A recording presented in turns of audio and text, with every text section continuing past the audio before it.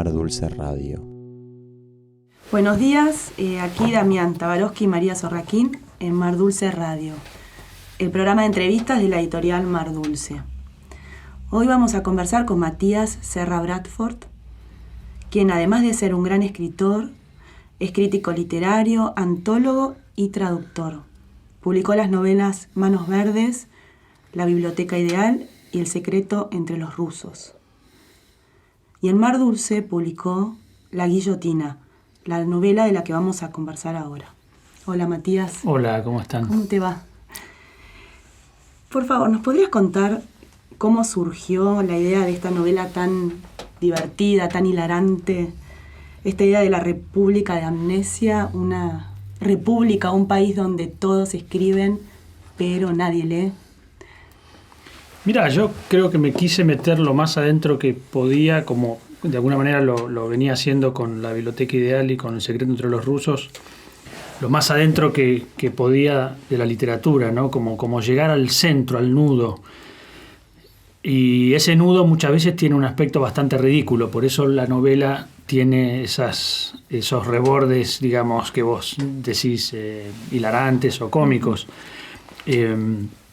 Y estar lo más adentro posible, me parece que en literatura es posible porque es algo que no se ve, ¿no es cierto? En ese punto yo creo que se toca con la música, a diferencia del arte o del cine, ¿viste? Me parece que es mucho más difícil estar adentro de esas artes.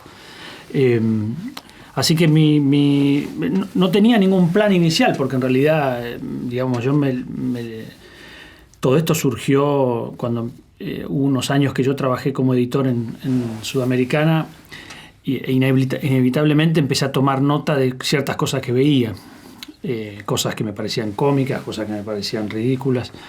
Entonces, de manera que todo empezó como apuntes, en realidad como siempre pasa en las cosas que escribo, digamos, nunca tengo ningún programa, nunca sé si algo va a ser un libro, no tengo la menor idea. Y en ese sentido, digamos, la idea siempre fue, una vez que vi que había un libro posible, sí tenía claro que tenía que tener una estructura más o menos amable, digamos, más o menos orientativa. Y en este caso los capítulos son temáticos, digamos, ¿no? Pero después, a partir de ahí, una vez que tengo una estructura más o menos clara, después lo que me interesa es perder el control, digamos, ¿no? Que es un poco también lo que me pasó con los dos libros anteriores, digamos. Busco como entregarle la potestad de autor al lector en un punto, ¿no? Y resulta muy paradójico con respecto justamente a la pregunta ¿qué es la literatura? En la novela, porque primero, bueno, todos se vuelcan primero masivamente a la escritura y después nadie lee.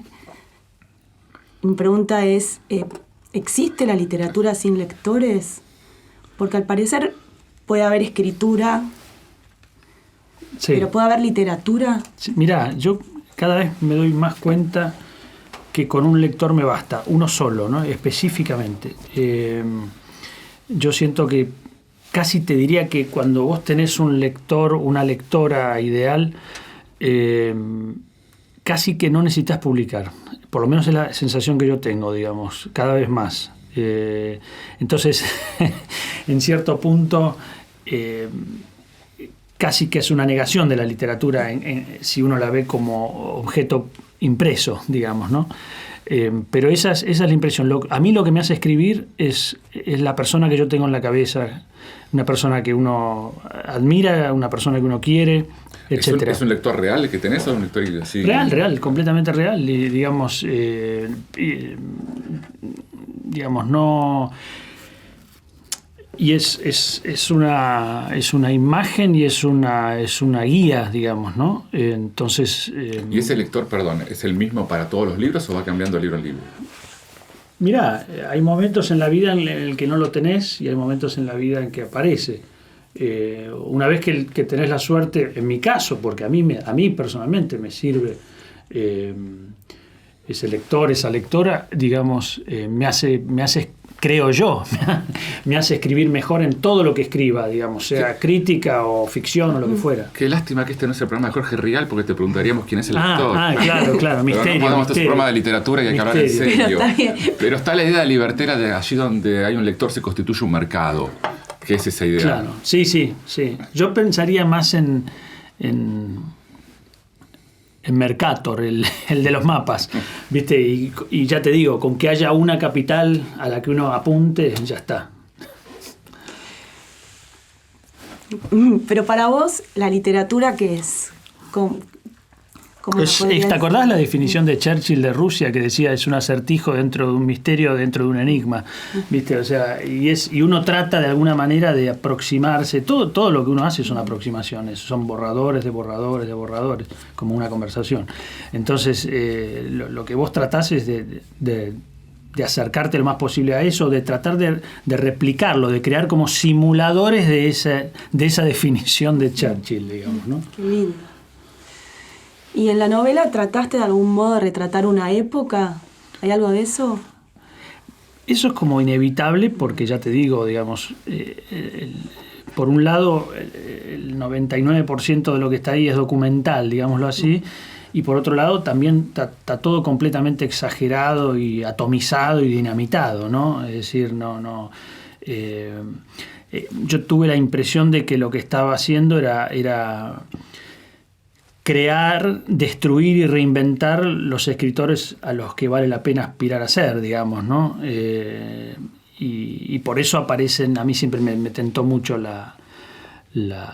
retrato como género, por eso aparecen tantos retratos, digamos, ¿no? Es un género que me atrae mucho, ya lo había hecho incluso cuando hice la antología de poesía inglesa, La Isla Tuerta, al final aparecen retratados todos los poetas incluidos, es decir, es una cosa que siempre me tentó mucho hacer. Cuando hacías estos retratos que aparecen en la guillotina, ¿tenías alguna referencia en mente? ¿Te inspiraste? Bueno, hay una tradición, digamos, bastante fuerte, digamos, del retrato breve, ¿no? Desde Aubry hasta Schwab, hasta Alberto Savinio, Wilcock mismo, digamos, aunque no estén como...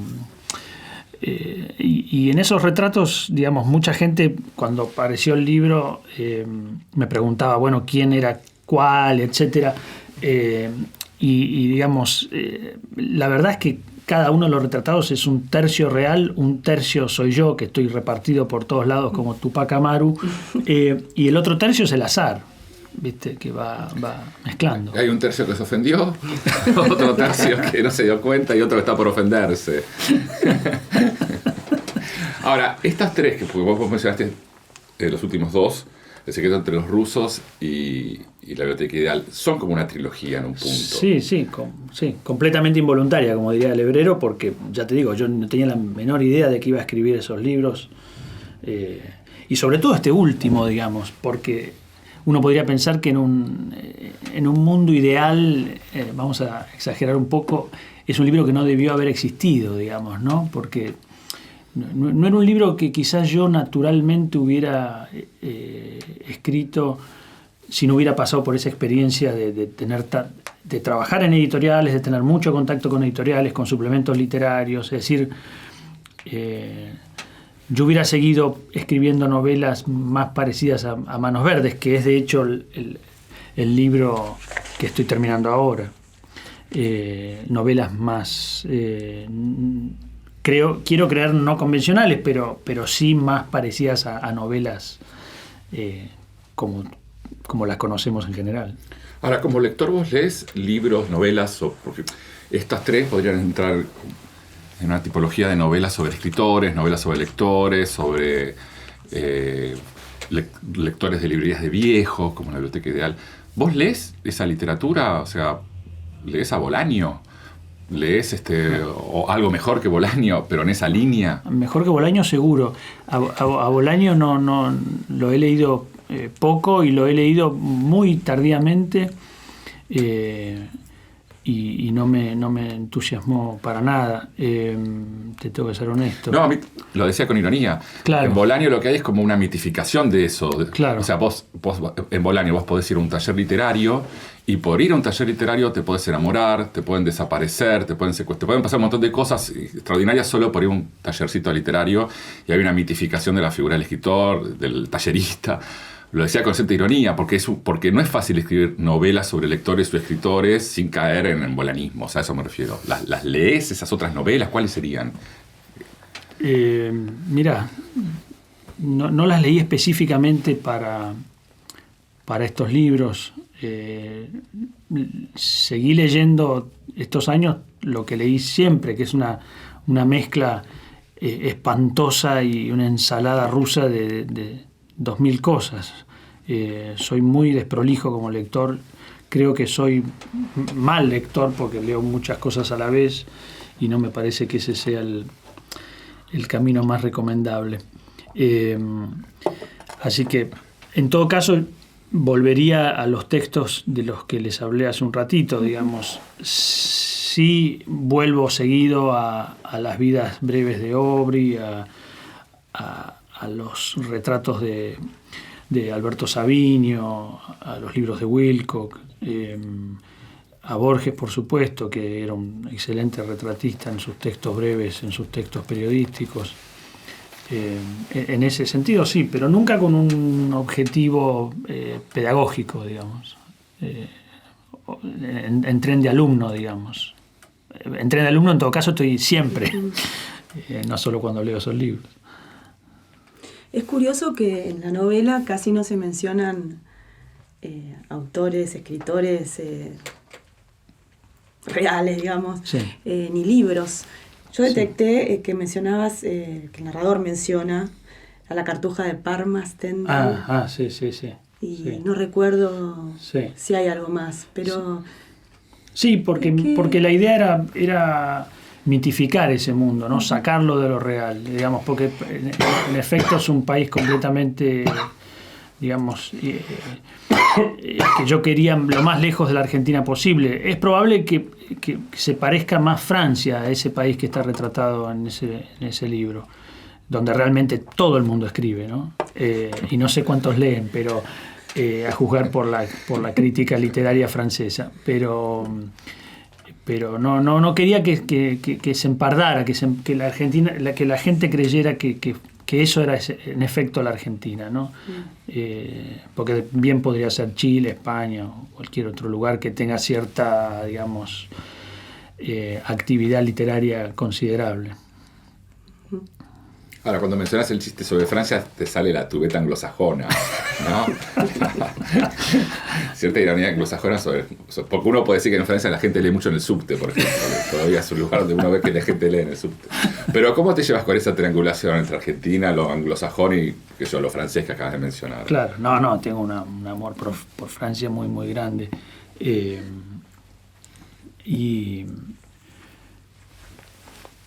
Y con Inglaterra me puedo llevar bien y a la vez muy mal, digamos, depende qué ángulo mirás, ¿no? Por supuesto que con la literatura inglesa en general me llevo muy bien. Porque hay un filigrana anglosajón, hablando en serio, en la ironía de tus libros, que es un tipo de ironía inglesa en un punto. Por ejemplo, si en vez de ser el mercado o el mundo editorial o literario hubiera sido el del periodismo, uno dice, bueno, Scoop de Evelyn Waugh, ahí hay algo que podría ser como un equivalente a tus libros, pero en la línea de ironía sobre el periodismo. Sobre Sí. Mira, ahora que decís eso, una de las cosas que realmente pensé y que tiene que ver con lo que charlábamos antes de que no hubiera referencias demasiado concretas hacia la Argentina o hacia la literatura de ninguna parte, es que de alguna manera yo quise retratar un mundo para que funcionara como un retrato de otros. Es decir, que ese mundo que yo retrato y yo dinamito, si querés decirlo así, podía ser el mundo de los abogados, podía ser el mundo de los médicos, es decir, es un mundo cerrado en el cual existen todas esas fuerzas, ¿no es cierto?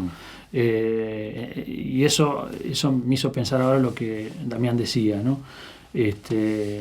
Pero no sabría decirte si la ironía viene de ahí, digamos, genéticamente o Claro, por apellido. por portación. Ahora, lo que decía María al principio, te mencionaba, decía autor, antólogo, creo que dijo, traductor, dijiste, editor, editoriales, por lo menos yo conozco en 2, no sé si hubo más. No. Y periodista cultural, ¿se puede decir o es un insulto? No. Se puede, pero bueno, me editor gusta. de la parte de literatura de ENIE. Sí. ¿Falta algo más? No.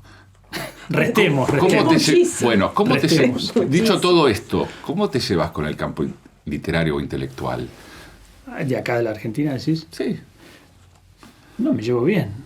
O con la idea del campo intelectual, Claro, si querés, claro. no contra Argentina. No, con La Guillotina fue curioso porque fue un libro completamente escrito desde afuera, digamos. Yo nunca había trabajado, colaboro desde hace 30 años casi en suplementos o en diarios, pero siempre fue desde afuera. Y el libro, La Guillotina, está escrito desde afuera, digamos, desde una posición de francotirador.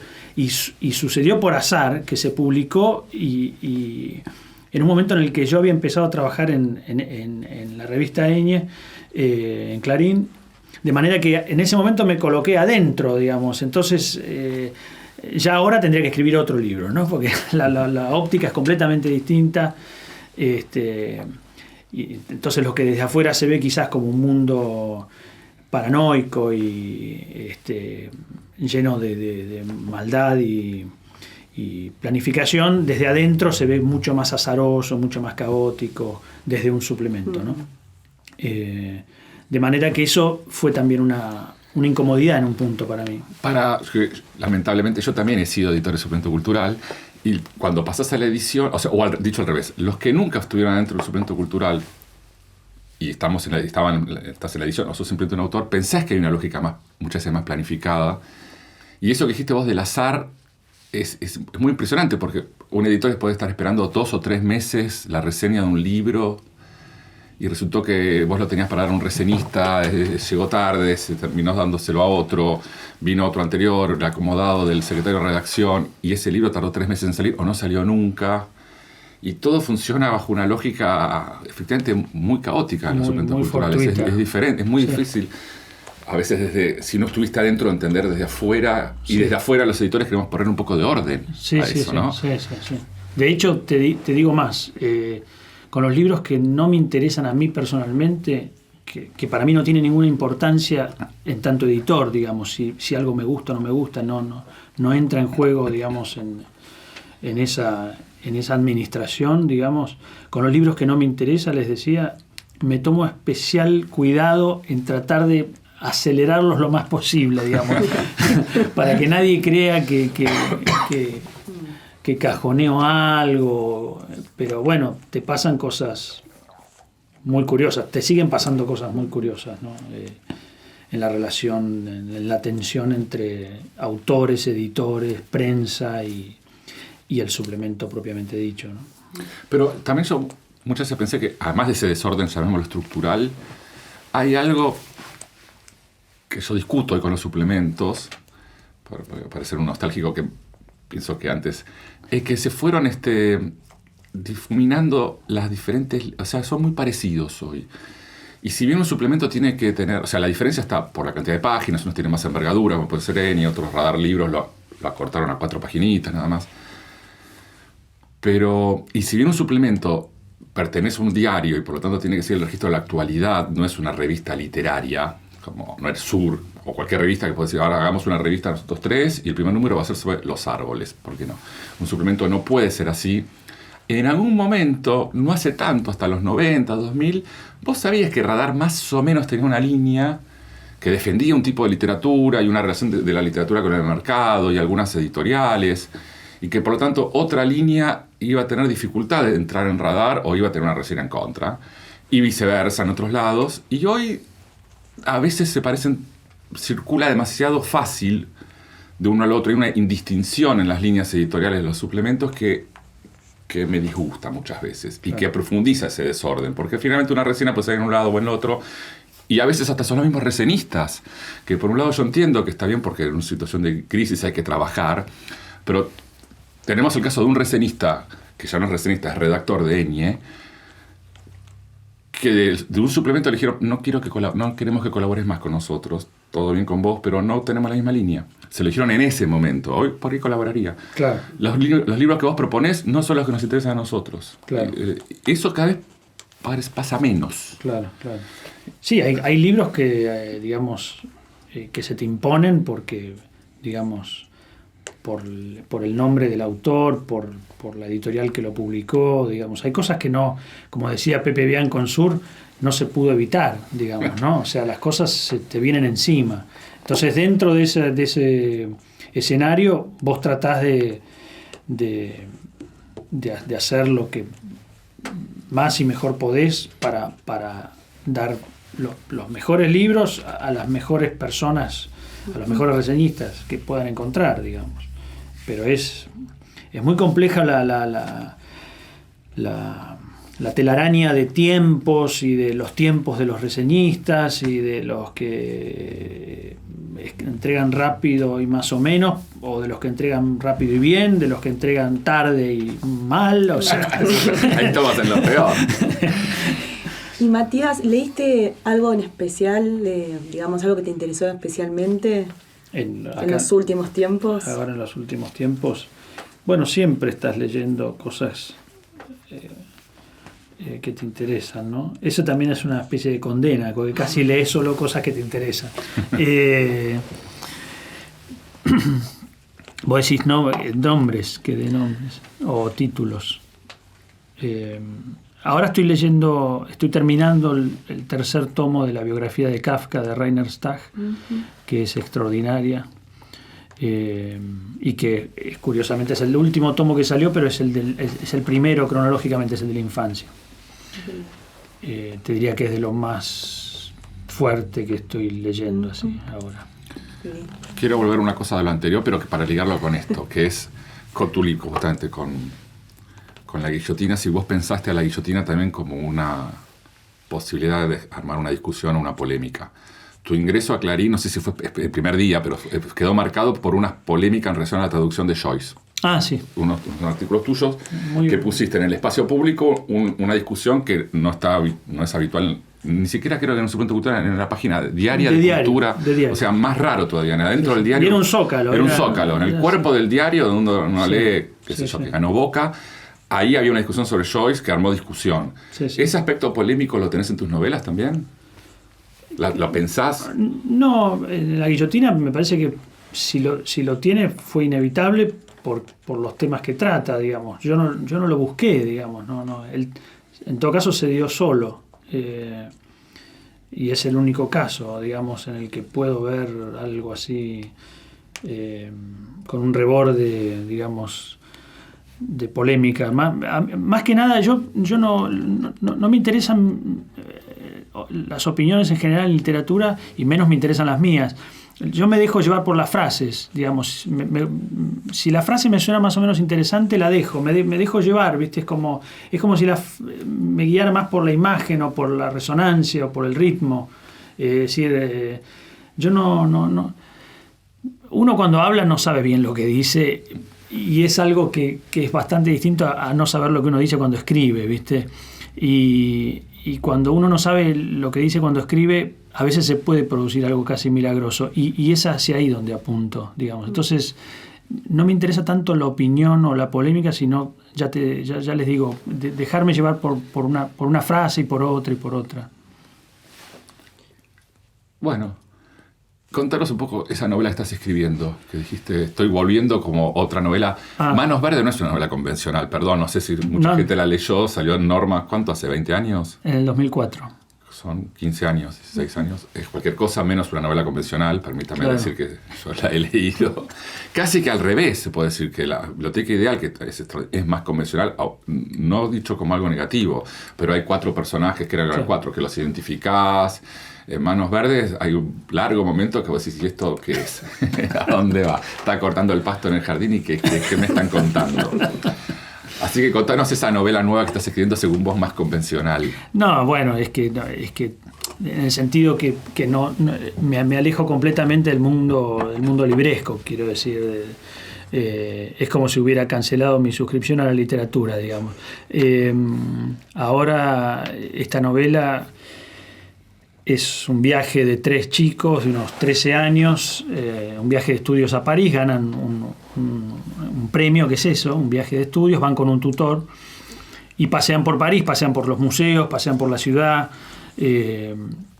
Entonces no pasa nada y a la vez pasan muchas cosas todo el tiempo, digamos, ¿no? Pero es una novela más, en ese sentido, emparentada con Manos Verdes, porque creo yo, si tengo un poco de suerte y viento a favor, es una novela más poética, más evocativa, etcétera, ¿no?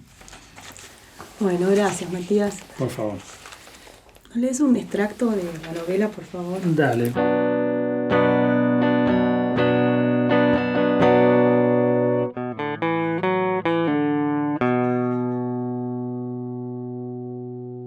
Bueno, este es un capítulo de La Guillotina que se llama Algunas vidas republicanas, donde el narrador retrata a algunos de los autores de la República de Amnesia. Este retrato se llama El distraído Arranz. Le tenía mucha paciencia a sus colegas, a sus impuntualidades, groserías, mezquindades. Sentía que eso lo fortalecía como escritor. Siempre daba la impresión, era deliberado, de no estar haciendo nada, o al menos nada especial. Iba publicando de a poco para ir envejeciendo lentamente. Su lentitud demoraba el eventual reconocimiento hasta un punto que lo volvía innecesario, y era desde ese lugar que podía trabajar en paz, soslayando el inútil sometimiento a una posible aprobación que tiene también la costumbre de demorarse como en un juego perverso con quien está a punto de ahogarse. Arranz era de esa gente que se distrae por modestia, por considerar que un tiempo largo dedicado a sí mismo es un acto de arrogancia, porque supone la creencia de que lo aprovechará como nadie, o que producirá algo fuera de lo común. En horas de la tarde se proyectaba como un genio nocturno, que se sentaría a escribir una gran obra, y que la dispersión y la fatiga disolverían en el aire a medida que pasaran las horas. Se veía con su amigo lector para saber quién era, él mismo, quién debería ser, es decir, no desviarse de aquel que creía ser, y la empresa no carecía de dificultades porque verlo al otro modificaba el parámetro de preferencias y rechazos, levemente, pero lo suficiente como para repensar toda su conducta literaria. Era ese lector el que lo ponía en su lugar, como escritor y como lector inconstante. Inconsistencia era para él una palabra sagrada, redactaba sin prestar demasiada atención a lo que hacía para enterarse después de la calidad de lo terminado. Una ruleta rusa que a veces resultaba y otras resultaba una catástrofe. Lo revelador de algunas de las erratas que aparecían en sus libros era que daban a conocer capas inferiores, anteriores, en la composición del libro. Por ejemplo, en un caso se notaba que a último momento había pasado de la tercera a la primera persona. Arranz escribía libros que eran refractarios a la intervención de un editor. Era un sí o un no, pero el libro permanecía intocado. Tenía buena memoria solo para los textos propios. Todos sus libros eran modelos en miniatura de obras infinitas que se prometía a sí mismo.